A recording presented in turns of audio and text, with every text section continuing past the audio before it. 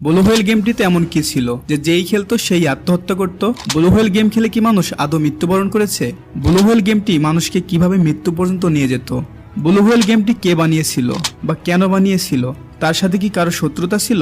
এখনো কি এই ব্লু হোয়েল গেমের অস্তিত্ব আছে? তো আজকের ভিডিওতে আপনাদের মাথায় ঘুরপাক খাওয়া এই সমস্ত প্রশ্নের উত্তর দিব। তো চলুন ভিডিওটি শুরু করা যাক। ব্লু হোয়েল সোশ্যাল মিডিয়া ভিত্তিক একটি ডিপ ওয়েব গেম ছিল। যেসব কম বয়সী ছেলে মেয়ে একাকিত্ব ভোগ করে তারাই সাধারণত এতে আসক্ত হয়ে পড়তেন। ব্লু হোয়েল গেমে ঢোকা যায় কিন্তু বের হওয়া যায় না। জানা যায় ব্লু হোয়েল গেমটি 50টি ধাপ রয়েছে। 50টি ধাপ 50 দিনে অতিক্রম করতে হয়। প্রথম দিকের ধাপগুলোতে সহজ কিছু থাকে। এর প্রতিটি ধাপ একাধিক কিউরেটর দ্বারা চালিত হয়। কিউরেটরদের নির্দেশ মতো গেমের এক একটি ধাপ অতিক্রম করতে হয়। গেমটির বিভিন্ন ধাপে ঝুঁকিপূর্ণ চ্যালেঞ্জ রয়েছে। বেলেট দিয়ে হাতে তিমির ছবি আঁকা, সারা গায়ে আসর কেটে রক্তাক্ত করা, ভোরে একাকী ছাদের কানিশে ঘুরে বেড়ানো, রেল লাইনের সামনে সময় কাটানো, ভয়ের সিনেমা দেখা ইত্যাদি। চ্যালেঞ্জ নেওয়ার পর এসব ছবি কিউরেটরকে পাঠাতে হয়। ব্লু হোয়েলের 27তম দিনে হাত কেটে ব্লু হোয়েলের ছবি আঁকতে হতো।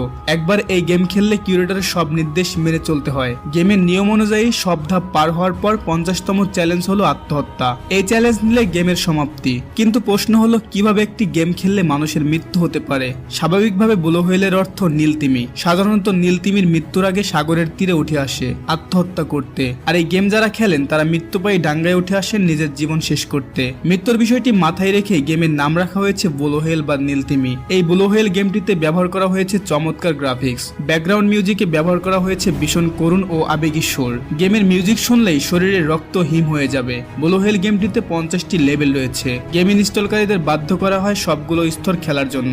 রাশিয়ায় শুরু হলেও এই গেমের প্রভাব পড়েছিল এশিয়ার অনেক দেশে।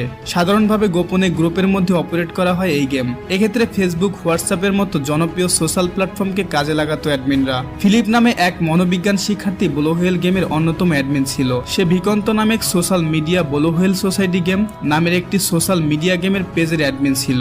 এই গেমে প্রতিযোগীদের মোট 50টি আত্মনির্যাতনমূলক ট্যাক্স কমপ্লিট করতে হতো। ভয়ঙ্কর ছিল সেই সমস্ত ট্যাক্স। সেগুলোর মধ্যে কয়েকটি ছিল মোটামুটি নিরীহ, যেমন মাঝরাত্রে ঘুম থেকে উঠে ভূতের সিনেমা দেখা। কিন্তু গেমের লেভেল যত এগোতো তত কঠিন এবং ভয়ঙ্কর হতে থাকতো ট্যাক্সগুলি। একটি ট্যাক্সে প্রতিযোগীকে নিজের শরীরে 50টি ইনজেকশন সুচ ফুটিয়ে সেই ছবি পোস্ট করতে হতো গেমিং পেজে। আর একবারে শেষে অর্থাৎ 50তম ট্যাক্সটিতে প্রতিযোগীকে নিজের প্রাণ হরণ করতে হতো।